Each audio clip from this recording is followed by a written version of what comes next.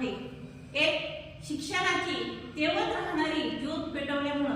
आज आपल्या हातामध्ये राष्ट्रमाता जिजाऊ साहेबांनी स्वाभिमानासाठी जी तलवार दिली आणि राष्ट्रमाता क्रांतिज्योती सावित्रीबाई फुले यांनी आपल्या हाती जी लेखणी दिलेली आहे, लेखणी म्हणजे आजच्या काळातील खऱ्या अर्थाने तलवार म्हणूया आपण त्याला, की महिलांना आपलं जीवन जे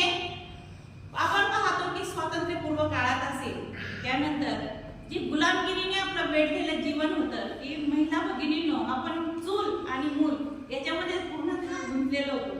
आणि आपलं आकाश अगदी न्हाणं आणि धुणं त्याच्या पलीकडे नव्हतं. त्या न्हाणीतून जे काही आपल्याला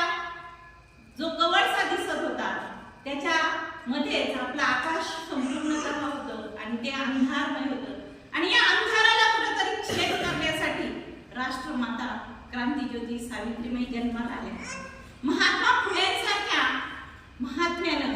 मुलींनी शिकावं आणि मुलींसाठी पहिली शाळा जी काढली ती पुण्यातील भिडेवाड्यामध्ये 1848 मध्ये पहिली मुलींसाठी शाळा उघडली आणि त्यामध्ये शिकवायचं कोणी तर सगळ्यात प्रथम आपली सुविद्य पत्नी सावित्रीबाई यांना